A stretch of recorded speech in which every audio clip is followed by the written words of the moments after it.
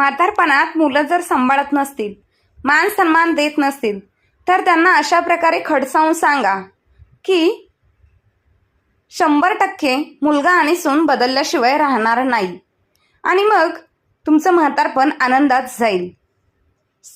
कमलाबाई खूप अस्वस्थ झाल्या होत्या. आत्ताच येते असं सांगून गेलेली नलिनी कितीतरी तास उलटून गेले तरी परत काय आली नव्हती. काळोख पसरायला लागला होता आणि कमलाबाईंना बाथरूमला जायचं होतं. त्यांना कोणाच्या मदतीशिवाय चालता येत नव्हतं. त्यांचे डोळे वारंवार पार्कमधून प्रवेशद्वाराकडे जात होते. नलिनी येईल आणि आपल्याला स्वच्छतागृहाकडे घेऊन जाईल ह्या आशेने त्या प्रवेशद्वाराकडेच पाहत होत्या. त्यांनी एक मोठा सुस्कारा सोडला. त्यांची अवस्था पाहून त्यांच्याच वयाची एक महिला त्यांच्या जवळ आली. तुम्हाला काही मदत हवी आहे का? त्या महिलेच्या शब्दांनी कमलाबाईंना खूप मोठा दिलासा मिळाला. मला आधाराशिवाय चालता येत नाही. माझी मदत नलिनी 5 मिनिटात येते म्हणून गेली. ती अजून आलीच नाही. मला स्वच्छतागृहाकडे जायचं आहे. हो, नाहीतर खूप त्रास होईल. चला, मी तुम्हाला घेऊन जाते. ती महिला तत्परतेने पुढे सरसावली आणि तिने कमलाबाईंचा हात धरला व हळुवारपणे त्यांना स्वच्छतागृहाकडे घेऊन गेली. दोघी स्वच्छतागृहाकडून बाहेर आल्यावर कमलाबाई म्हणाल्या, 6 महिन्यापूर्वी मला पक्षघाताचा झटका आला आणि त्यात माझ्या शरीराची डावी बाजू कमजोर झाली.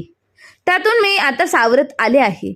मी एक बाई कामाला ठेवली आहे माझ्यासाठी. मला नवऱ्याच्या निवृत्तीच्या वेतनाचा अर्धा भाग मिळतो. माझा मुलगा आणि सून माझ्यासोबतच राहतात, पण ते दोघेही नोकरी करतात. सुनेची टोमणे नेहमी चालूच असतात, पण मी माझ्या पैशांतूनही कामाला एक बाई ठेवली आहे. हल्ली मी थोडीफार फिरते. संध्याकाळी त्या बाईसोबत ह्या उद्यानात थोड्या वेळ येत होत्या. जरा मन प्रसन्न होतं. पण बाई कुठे गेली तुमची? हल्ली ती अशीच करते. मला इथे सोडून जरा जाऊन येते असं सांगून गायब होते. तिचे खूप नखरे पाहिलेत मी. आता तिला कामावरूनच काढून टाकणार आहे. कुठे राहतात आता तुम्ही? त्या शांतिनिकेतन सोसायटीत 201 नंबरमध्ये माझा पण बंगला आहे, त्याच भागात आहे. चला, मी तुम्हाला माझ्या घरी सोडते. त्या महिलेचे कमलाबाईचा हात धरला आणि हळूहळू त्यांना उद्यानाच्या बाहेर आणले. तुमचे नाव? मी रमा कुलकर्णी. बँकेत नोकरी करायची. माझे पती प्राध्यापक होते पुण्यात. मला एकच मुलगा, ती डॉक्टर आहे. जावई वकील आहे. दोघेही माझ्यासोबत राहतात. माझी मुलगी आमच्याच बंगल्याच्या तळमजल्यावर दवाखाना चालवते. जावई येथील न्यायालयात काम करतात. चला माझ्या घरी, तुम्हाला आमचं घर दाखवते. रमाताई कमलाबाईंचा हात धरून आपल्या घरी घेऊन आल्या. येताना कमलाबाईंना नलिनी दिसली. एका झुडपामागे एका पुरुषाला चिटकून त्याची जोरदार थट्टा मस्करी चालू होती. कमलाबाईंचा संताप वाढला. तिला कामावरून काढून टाकायचं असं त्यांनी मनातल्या मनात ठरवलं. रमाताईने कमलाबाईचा हात धरून त्यांना आपल्या घरात आणले.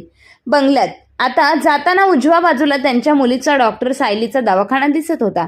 तिचे रुग्ण बाकावर बसले होते. काकू, या बसा. त्या घरात गेल्यावर का कोण झाले, पण कमलाबाईंना एक प्रकारची समाधान आणि शांती मिळाली. कमलाबाई सोप्यावर बसताच रमाताई स्वयंपाकघरात गेल्या आणि 2 सरबताचे ग्लास घेऊन आल्या. या, बाहेरून आल्यावर तहान लागते ना, म्हणून सायली सरबत तयार ठेवते. कमलाबाईने हे पाहून खूप कौतुक वाटले. नाहीतर त्यांच्या घरी सकाळी थंड चहा झालेला चहा, संध्याकाळी नलिनीच्या मर्जीनुसार चहा, नाहीतर 2 बिस्किटे. एवढ्या डॉक्टर सायली घरात आली. आईसोबत अजून तिच्या वयाची महिला पाहून ती म्हणाली, मी कॅबिनमध्ये पाहिलं. आई, तुझ्यासोबत कोण आहे ग? ह्या काकू, ही माझी मैत्रीण ग, कमला. कमलाबाईने चमकून पाहिलं. जेमतेम 15 मिनिटापूर्वी आपली ओळख झाली आणि चक्क मला ही माझी मैत्रीण म्हणाली. कमलाबाईंच्या डोळ्यात पाणी आले. नवरा गेल्यावर बऱ्याच दिवसांनी कोणीतरी प्रेमाचे 2 शब्द कधी बोलले नव्हते ग. पण रमा पटकन बोलून गेली, ही माझी मैत्रीण. कमलाबाई इतक्या भावूक झाल्या. हे पाहून रमा त्यांच्या जवळ आल्या. माझं काही चुकलंय का? कमला, नाही ग रमा, असे प्रेमाने माझ्याशी कोणी बोलत नाही ग. सगळे हिंसकपणे बोलतात. तुझ्या घरी मुलगा आणि सून आहे ना? आहेत ग, पण म्हणायला दोघेही नोकरी करतात, पण मुलाचा पगार कमी. त्या मानाने सुनेचा पगार जास्त, म्हणून सून नेहमी मला आणि नवऱ्याला टोमणे मारत असते. माझा मुलगा पण तिच्या तालावर नाचतो. आईपेक्षा जास्त प्रेम सासूवर करणारा. जोपर्यंत मी खंबीर होते तोपर्यंत सुनाचं काही चालत नव्हतं. पण मला पक्षाघाताचा झटका आला आणि मी परावलंबी झाले. 15 दिवस रुग्णालयात होते. माझी भाची विमल सांगलीहून धावून आली. आपल्या छोट्या मुलाला सासूकडे ठेवून तिने उपकारच केले. 15 दिवस रात्रंदिवस माझ्या सोबत राहिली. रुग्णालयाचे बिल भरायला माझ्याकडे पैसे होते ग. नवऱ्याची निवृत्तीचे वेतन मिळते मला. पण मायेचे कोणी हवे का नको? त्यावेळी माझ्या सुनेने चक्क मला रजा मिळत नाही म्हणून सांगितले. मुलगा नीरज 2 दिवस येत होता, पण विमल आल्यावर तो पण येईनासा झाला. मग रुग्णालयातून तू घरीच गेलीस ना? हो, शेवटी माझं खरं होतं. त्या इमारतीत कामाला येणारी बाई होती. त्याच वेळी तिच्या ओळखीने ही नलिनी मिळाली. घराजवळ 6 महिने माझ्यासोबत आहे. घटस्फोटीत आहे. सुरुवातीला बरी होती, पण संगतीच्या नादाला लागून आता बिघडली. 8 दिवस मला उद्यानात सोडते आणि नाहीशी होते. आता आपण येताना पाहिलं तिला कोणत्या तरी पुरुषाला चिटकून बसली होती. असे हे धंदे. पण ही नलिनी गेली तर तुला पुन्हा त्रास होणार नाही. मी मुलाला सांगते कोणीतरी दुसरी बाई बघ. नाहीतर तुझ्या बायकोला थोडे दिवस रजा घ्यायला सांग बघू. आईसाठी काय करतो ते बरं का? कमल, तुझा मोबाईल दे, त्यात माझा नंबर सेव्ह करते. काही अडचण झाली तर मला फोन कर. मी धावत येईन किंवा सायलीला पाठवीन. चल, तुला आता तुझ्या घरी सोडते. रमाताईने आपला फोन कमलाबाईंच्या मोबाईलमध्ये सेव्ह केला आणि त्यांनी हाताला धरून त्यांना उचलले व हळूवार त्यांच्या घरी पोचवले. त्यांच्या घराला कडी लावून दार उघडून त्यांच्या बेडरूममध्ये त्यांना बसवले आणि पुन्हा दार व्यवस्थित बंद करून त्या माघारी आल्या. नलिनीने उद्यानात गेली तेव्हा कमलाबाई तिथे नव्हत्या. ती घाबरली आणि घरी आली. किल्लीने दरवाजा उघडला तर काकू बेडरूमच्या खुर्चीत बसलेल्या होत्या. त्या कडाडल्या. कुठे फिरत होतीस? कुठे नाही. मग उद्यानाच्या बाहेर कोणाला चिटकून उभी होतीस? माझा भाऊ होता. मग भावाला काय चिटकून बसायचं? मी बघितलंय तुला. चालती हो. किल्ली ठेव आणि परत मला तुझं तोंड दाखवू नकोस. मला संगीताताईंनी काम दिले. त्या बोलवतील तर मी जाईन. नलिनी त्यांना जेवण दिले नाही आणि ती निघून गेली. कमलाबाईंना नलिनीचा भयंकर राग आला होता. आपण हिला पगार देतो आणि ही उलट बोलते. आपल्यालाच. मला संगीताने काम दिले. बेशरम. मला उद्यानात सोडून प्रियकराला चिटकते. पुन्हा तोंड पाहणार नाहीच. मनातल्या मनात कमलाबाई बडबडत होत्या. खडी लावून दार उघडले आणि त्यांची सून संगीता आत आली. चप्पल काढून सरळ सासूच्या खोलीत आली. नलिनीला उद्यापासून कामाला येऊ नकोस असं सांगितलंय. आई, मग कोण करणार तुमचं? मी घरी राहू शकत नाही. माझ्या पगारावर हे घर चालत आहे. तुमच्या मुलाचा पगार तो किती? अगं, पण ती मला उद्यानात एकटं सोडून तिच्या प्रियकरासोबत चाळा करत होती. मग काय झालं? ती घटस्फोटीत आहे, माहीत आहे ना. तिला पण काही भावना असतील ना. मुंबईसारख्या शहरात बाई मिळत नाही. तुमचं काही चालू देणार नाही. मी नलिनीला उद्या पण येईल. तिच्यामुळे मला घरकामात मदतही होती. भांडी कपडे होतात.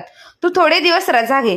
तुझ्या आईच्या आजारपणात घेतली होतीस ना, तशीच तू रजा घे. माझ्या आईच्या आजारपणात रजा संपली. माझी आता नाही राहिली रजा. मिळायची नाही मला. उद्या नलिनी येईल. तिच्याकडून काय ती सेवा करून घ्या. ती कमलाबाईचा नाईलाज झाला. थोड्या वेळाने त्यांचा मुलगा नीरज आला आणि मग थंड झालेलं जेवण टेबलावर ठेवून गेला. त्या मुलाशी काय बोलू पाहत होत्या, पण त्यांचं न ऐकता तो बाहेर गेला. 10 वाजता सून आली. त्यांना एकदा स्वच्छतागृहाकडे घेऊन गेली आणि आणलं. ती झोपायला गेली. सकाळ झाली. कमलाबाई जाग्या झाल्या आणि चहाची वाट पाहत राहिल्या. 8 वाजता सून आली. त्यांना स्वच्छतागृहाकडे घेऊन गेली. ती गेलीच. त्या चहाची नाश्त्याची वाट पाहत राहिल्या. थोड्या वेळाने दार बंद केल्याचा आवाज आला. त्यांनी ओळखलं. दोघेही आता नोकरीवर गेले. आता आपण 9:30ला नलिनीचे दार उघडले आणि ती कामाला घरात आली. त्यांना भूक लागली होती, तहान लागली होती. त्या हाक्का मारत राहिल्या, नलिनी. पण नलिनी बाहेर ढिम्म होती.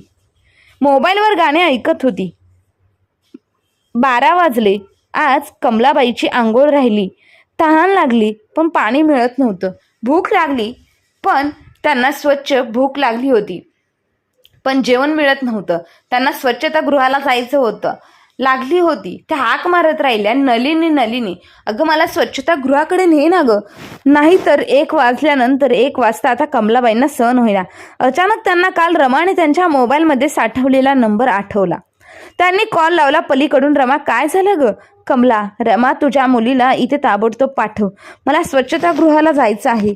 काय झालं असेल? रमाताईंनी ओळखलं. त्यांनी फोन खाली ठेवला आणि मुलगी सायलीला स्वतः तिथे हजर झाल्या. बेल वाजली. मोबाईलवर गाणे ऐकणाऱ्या नलिनीने दरवाजा उघडला. दोघी आत गेल्या. रमाताईंनी काल बेडरूम पाहिलं होतं. त्यांनी कमलाबाईचा हात पकडला आणि स्वच्छतागृहाकडे घेऊन गेली. बाहेर आल्यावर त्या रमाताईंना म्हणाल्या, रमा, मला इथं राहायचं नाही, मला नेशील तुझ्याकडे? हो चल ना, म्हणून सायली सोबत आणलं आणि ती डॉक्टरचे अहवाल, औषधं, थोडी कपडे बरोबर घेऊन चल, कुठे ठेवले आहेत ते दाखव. कमलाबाईने जे जे दाखवलं ते एका पिशवीत भरलं सायलीने आणि त्यांचा हाताला हात धरून बाहेर आणलं. गाडीत बसून घरी घेऊन गेली. तोंड उघडेच टाकून नलिनी सारं बघत राहिली आणि तिने संगीताला फोन लावला. संगीता नलिनीला म्हणाली, जाऊ दे जाऊ दे, जाऊन जाऊन कुठे जाईल? तिचा आहेच तरी कोण? एक भाची विमल, ती सांगलीला कोणी नेलंय, ती संध्याकाळी आणून पोचवेल बघ. रमाताईने हातावर हात धरून कमलाबाईंना घरात आणलं, खुर्चीवर बसवलं. तोपर्यंत पटकन सायली घरात गेली आणि गरम भात त्यावर तूप ओतून घेऊन आली. कमलाबाई त्या गरम भातावर तूप पडला. सकाळपासून त्या अगदी उपाशी होत्या. त्यांचं जेवण होईपर्यंत सायलीने त्यांना रमाताईच्या खोलीत अंथरूण घातले होते. 2 घास खाऊन कमलाबाई शांत झाल्या. मग सायली आणि त्यांना तिच्या आईच्या खोलीत घेऊन गेली. तू आराम कर, कमला संध्याकाळी बोलू, असे म्हणत रमाताईंनी एक पुस्तक उघडले. चांगले 2-2.5 तास आराम करून कमलाबाई जाग्या झाल्या. रमाताईसाठी कॉफी करून आणली. मग बघा, बाहेरच्या खोलीत गाणे ऐकत बसलेली नलिनी की नवीन बाई नलिनी ती संगीताला सांगितलं, तिला बोलवू नकोस. तरी संगीता म्हणाली, नलिनीच येणार, तिच्याकडून तुमचं काय ते करून घ्या. मग सकाळी नेहमीसारखी नलिनी आली, पण ती आज माझ्या खोलीत येईना. तिने संगीताची कामे ओळखली आणि बाहेर गाणे ऐकत बसली. मी तिला किती हाका मारल्या पण ती आलीच नाही. रात्री मी तिला बोलले, कामावरून काढते म्हणून सांगितलं ना, माझा पगार घेते आणि त्या काळात नको तिचे धंदे होतात. मला असे सहन झाले होत नव्हते. मग गरम पाणी, मग मी तुला इथे आणलं. मग तुझा मुलगा काही म्हणला नाहीत का? नाही ना. असं वाटलं की मला वाटत नाही तसं त्यांना आनंदच वाटेल. म्हातारी माणसं कोणाला हवी असतात. पण आज बघू येतात का घ्यायला. कमला, मी तुला माझी मैत्रीण मानलं आहे. तुला वाटेल तितके दिवस तू इथे राहा, पण तुला तुझ्या मुलाकडे जायचं असेल तेव्हा सांग. खरंच रमा, आपली कालच ओळख झाली. 5 मिनिटांच्या ओळखीवर तू मला मैत्रीण केलंस. त्याचे श्रेय माझ्या नवऱ्याला मी देईल. तो नाही आहे या जगात, पण त्यावर कसा माणूस ओळखायचा हे त्याने मला शिकवलं. त्याने अनेक विद्यार्थ्यांना असेच घरात आणले, त्यांना शिकवलं व मार्गाला लावलं. तुला आसरा हवा होता हे काल माझ्या लक्षात आलं. मुलगा, सून आणि तुझे आजारपण ह्या विनंतीत तू सापडली होतीस. वाटेल तेवढे दिवस तू इथे राहा. कायमची राहिलीस तरी माझी मुलगी सर्व करेल, कारण बापाने तिच्यावर तसे संस्कार केलेले आहेत. तुझे कसे उपकार खेळू रमा. अगं, उपकार कसले, उलट मी कंटाळते. मुलगी आणि जावई कामात असतात, माझ्याशी बोलायला कोण नसतं. आता तू आली आहेस ना, तर आपण गप्पा तरी मारू. एवढ्यात सायली दवाखान्यातून आली. तशी रमा आणि कमला तयार झाली आणि रमाने कमलाचा हात पकडला व दोघी उद्यानात फिरायला गेल्या. कमलाबाईंचा मुलगा नीरज आणि सून संगीता घरी आले आणि त्यांनी दरवाजा उघडला. त्यांनी नलिनीचे फोन करून कोणीतरी 2 महिला सासूला घेऊन गेल्या सांगितलं. मग त्यांना वाटलं एवढंच आणि आणून पोचवेल असं, पण त्यांनी वाकून बेडरूममध्ये पाहिलं. सासू सून होती. आई आलेली दिसत नाही. नीरज म्हणाला, जाऊ दे, नाहीतर नाही, त्यांचे नखरे बघायला कोणाला वेळ आहे. ही बाई नको, ती बाई नको, ती कुठे आई, इथे सुखाने राहा म्हणावं. आमच्या संसारात लुडबुड करू नकोस. ती अजिबात फोन करू नकोस. ती सांगून गेली का? नाही ना. मग आपण चौकशी का करायची? नीरज सुद्धा गप्प बसला. उद्यानातून फिरून दोघी मैत्रिणी घरी आला. सायलीने सरबत तयार करून ठेवलं होतंच. तोपर्यंत रमाताईंचा जावई समीर आला. रमाताईंनी त्याची ओळख झाली. माझी मैत्रीण कमला म्हणून ओळख करून दिली. त्याने हाताने नमस्ते केलं आणि आपल्या रूममध्ये गेला. सायली घरात आली. तिचं कमलाबाईंसमोर बसली. तिने त्यांना व्यवस्थित तपासलं, त्यांचे अहवाल पाहिले. त्यांच्या डोळ्यांनी डॉक्टरांनी औषधं दिलेली पाहिली. त्यांना थोडे चालून पाहिलं. मग म्हणाली, काकू, तुम्हाला फिजिओथेरपीची गरज आहे. माझ्या ओळखीची मुलगी आहे, मी तिला बोलवते. ती मालिश करेल, व्यायाम करून घेईल. एक मावशी रोज येतात, त्या अंघोळ घालतील. बाकी पूर्ण दिवसभर आई आहेच आहे आणि बाहेर मी दवाखान्यात आहे. काही वाटलं तर ही बेल वाजवायची. मी 1 मिनिटात हजर आहे. आणि आमची म्हणजे माझ्या बाबांची छोटीशी लायब्ररी आहे. भरपूर सारे पुस्तके आहेत. हवं ते पुस्तक घ्या आणि वाचा. धार्मिक पुस्तक वाचायला आवडत असतील तर ग्रंथ पुस्तके आहेत. या तुमच्या बेडरूमला लागून गॅलरी आहे. तिथे दोघी बसलात तर रस्त्यावरची रहदारी दिसते. आमची छोटी बाग पण तिथे दिसते. कसलीच काळजी करायची गरज नाही. एन्जॉय करा आणि मस्त राहा. कमलाबाईंचे तोंड उघडेच ठेवून त्या ऐकत राहिल्या. आपली मुलं एवढी काळजी घेऊ शकतात. त्यांचा मुलगा नीरज आणि सून संगीता आठवले आणि त्यांचे तोंड कडू झाले. कमलाबाईंना त्यांचा मुलगी सुनेचा फोन आला, पण सांगलीच्या भाजीचा एक दिवसाआड फोन येत राहिला. मावशी, एक मैत्रीण आनंदात आहे. हे ऐकून तिला समाधान वाटले. म्हणजे घाईघाईत ती मुंबईला आली आणि मावशीला पाहून गेली. तिची ओळख रमाताईशी आणि सायली बरोबर झाली. रोज फिजिओथेरपीमुळे आणि व्यायामामुळे कमलाबाई स्वतःचं पाऊल स्वतः टाकायला लागल्या. हळूहळू चालू लागल्या. चांगलं जेवण आणि विश्रांती यामुळे त्यांच्या अंगात शक्ती आली. रमा आणि त्यांची मैत्रीण घट्ट झाली होती. रमा त्यांना कधी कथा ऐकून दाखवायची, कधी कविता वाचून दाखवायची आणि दोघी चर्चा करत हळूहळू दोघी रिक्षा करून नाटक पाहायला जाऊ लागल्या. संगीताचे कार्यक्रमाचे ऐकू लागले. हे सर्व सुख असले तरी कमलाबाई आपला मुलगा आणि सून आपली साधी चौकशी पण करत नसल्याने त्यांना वाईट वाटायचं. त्यांना वाईट वाटलं. त्यांना राग पण येत होता.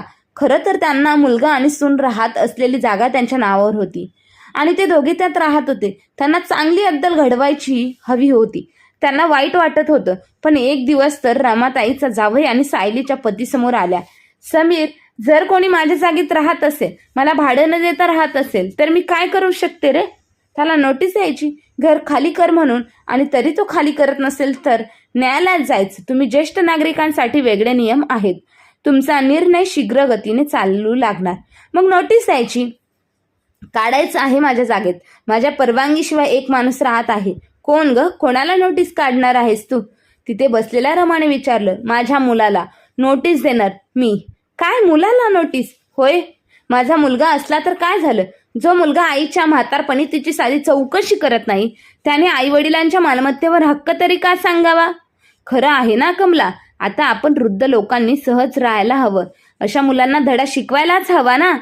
मग आपण भावनिक होतो. आपण मुलांना जन्म दिलेला असतो ना.